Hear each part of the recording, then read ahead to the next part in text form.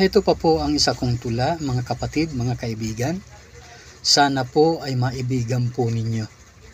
At kung sakali po na kayo naman po ay nasiyahan, paki-subscribe naman po, paki-like at paki-share po. Salamat po sa inyong lahat. Ito po ang aking tula. Ang pamagat po ng tula ko, Virgin daw. Mayroong bagong mag-asawa, katatapos lang ng kasal. Habang nasa resepsyon ay kapwa hindi mapalagay. Paano naman si lalaki ay wala pang karanasan, samantalang si babae karanasay di mabilang. Nais nitong si lalaki, asawa niya ay malaman kung ito ba ay virgin pa o siya ay naunahan. At tinawag ng lalaki matalik niyang kaibigan. Siya ay sikretong nagtanong at may nais raw siyang malaman. Paano raw malalaman kung asawa niya ay basal? Kung ito raw ay virgin pa, mayroon ng karanasan. Siya raw kasi hanggang ngayon ay wala pang kaalaman, kaya raw kung maaari, siya raw ay matulungan. Kaibigan na niya ay sumagot, problema mo'y madali lang. Ganito ang iyong gawin, makinig ka't isasaysay. Pagkatapos niyong magniig, suriin mo ang higaan. Kung may kulay pulang bahid, siguradong virgin pa yan. At kung wala kang makitang kulay pula sa higaan, sigurado 100% mayroon ng karanasan.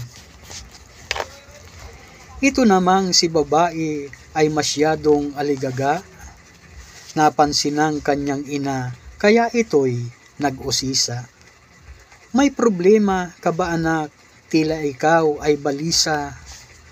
Mayroon bang gumugulo o mayroong gumambala? Tara pasok ka sa silid, sa akin ay sabihin na, baka ako'y makatulong, maibsan ang iyong problema. Malaki ang problema ko dahil ako ay nanluko.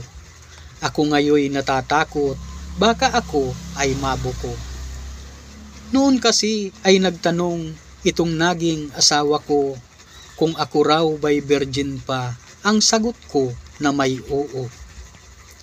Nagpakasal siya sa akin, dahil virgin pa nga ako, baka ako'y hiwalayan, pag nalamang niloko ko.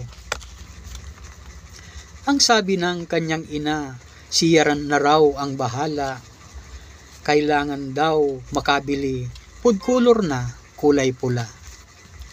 Kakanawin ko sa tubig, ilalagay sa butilya, habang kayo'y nagtatalik, ibudbud mo sa iyong kama. Huwag kalimutang umaray, pag pumasok ang sandata, tiyak akong pagkatapos, tapos na rin ang problema. Ang matanda ay umalis at pumunta sa tindahan. Bumili siya ng food color sa tindahang malapit lang. Kapwa malabo ang mata nang bumilit binilihan. Sa halip na kulay pula, kulay green ang naibigay.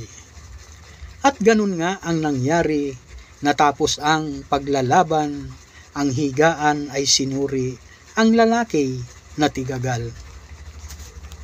Agad nitong pinuntahan ang kaniyang kaibigan, ikwininto ang nangyari sa kaniyang nasaksihan. Wala raw nakitang pula, berde raw ang nasilayan, kaibigan niya'y natakot at siya ay pinayuhan. Wag raw masyadong isagad, dapat ay medya-medya lang, kaya raw nagkulay berde, ang abdo ay tinamaan.